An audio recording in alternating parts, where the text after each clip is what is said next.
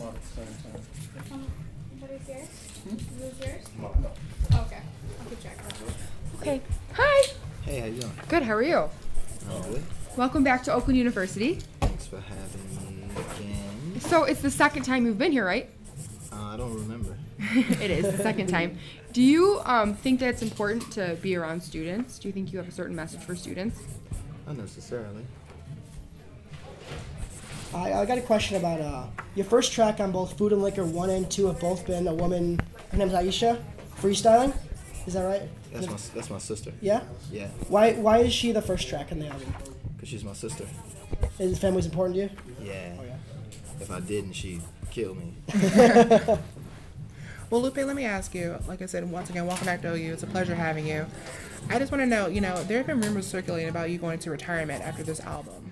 What are your thoughts and opinion about that? This album is 2 parts. Mm-hmm. So it counts as albums 4 and 5 on my deal.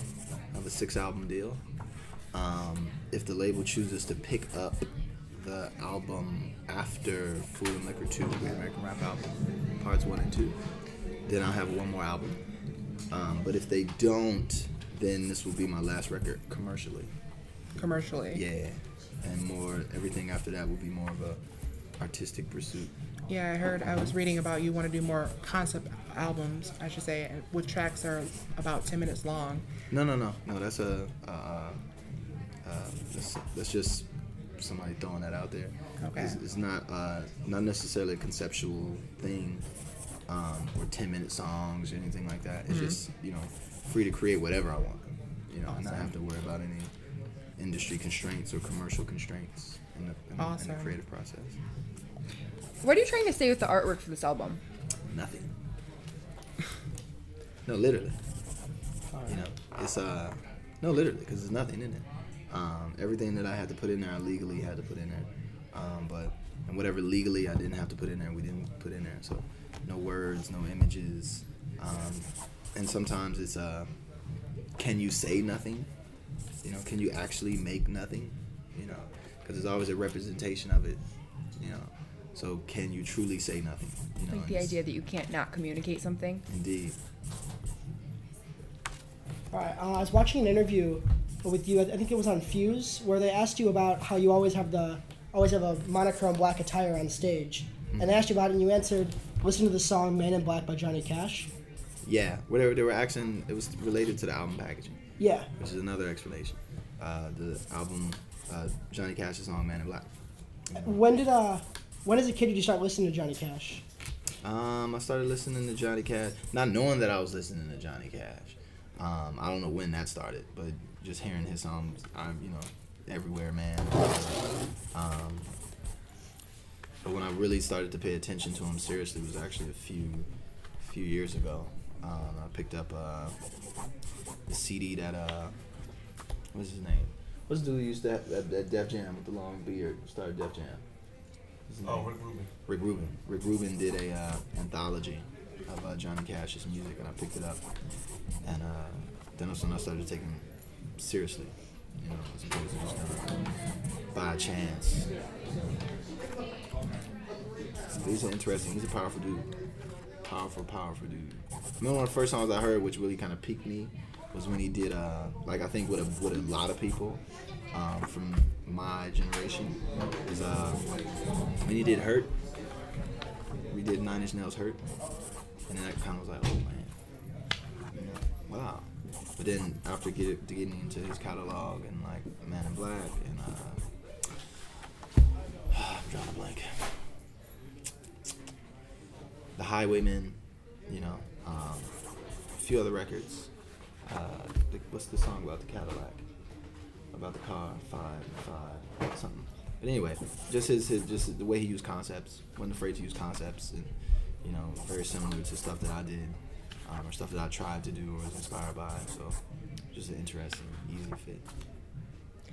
Lupe, what do you think of Detroit? I like Detroit. I think Detroit is very has a lot of potential. It stands as a living, breathing testament to the American experience, the Industrial Revolution, urban decay, urban renewal, you know, American rage, you know, American dreams, American nightmares, etc., etc., etc., etc. I think it's ancient Egypt. You know, if that makes any sense. I'll let you unpack that later. So, from where you are in 2006 with like Push to where you are now, what's changed? Time, new technology, new re-emerging schools of thought based on these new technological shifts, new avenues of expression, which also come along with new avenues of critique, new avenues of commentary, the relationship between the once very powerful relationship between the mystery of the artist and the fan has been completely destroyed, and that's been kind of a interesting turn of events, I guess, for music, for creativity as a whole. Now I have to say, Lupe, you've always been, to me at least, very creative when it comes to your music and what you do.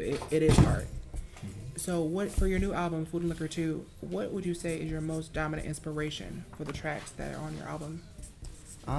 But it vary. You know, some of them are very, some of them are inspired by, you know, news stories, you know, CNN, which is, you know, if you really want to be artsy-fartsy about it, journalism is considered an art in certain aspects, in certain schools. Inspiration comes from, you know, Howard Zinn, People's History of the United States of America. It's a big influence on this album. And Howard Zinn referred to what he does as art. I referred to it in the speeches, that what he does is an art. So you have that again, this being inspired by other pieces of art to make art. There's the main source was America. The main source of inspiration is trying to figure out, you know, the define for myself in the process of creating this album, expecting a certain level of blowback and critique and rebuttal about America, you know, what it is and my place within it and my origins within it and everyone's origins and place within it. So that was it's more of an interrogation, you know, for me than it is an album in that respect. Because that's the only thing I can really pull from it. You know? Right. Financial success isn't that much of a driver for me anymore. Definitely getting paid on the radio isn't. And it's not necessarily being famous, you know. So these pursuits, as of late, have been more about, you know, using this time to get people's reactions about life. Do you think that it would be if you weren't where you are now, more of a driver? What do you mean? Financial success, being played on the radio. I have no idea. I know the one thing I loved, I was fully prepared not to be here. You know, if I wouldn't have made it rapping, I would be in somebody's theater, making less than minimum wage, but completely happy, completely and utterly happy, and very weird. Doing that's what? What I love to do, just whatever. Being a stagehand, operating pen rail, light technician. Before I left school, before I left high school, I was stage manager for a school theater. You know, that's what I did, and I worked my way up from a stagehand to assistant sound technician to everything. We put on plays, musicals, concerts, everything that comes to a theater. What shows did you work on? We did an amazing rendition of an Alice Walker's novel called Hospice, which we actually won state championships for. That was my first year in. And then after that, it's a blur. We did so much. Jazz bands, dueling pianos, And then you get 2 questions. talent shows, etc., etc. What would you say to a young you, someone growing up in Chicago wanting to just just to have a great life, to be happy? What piece of advice would you give yourself?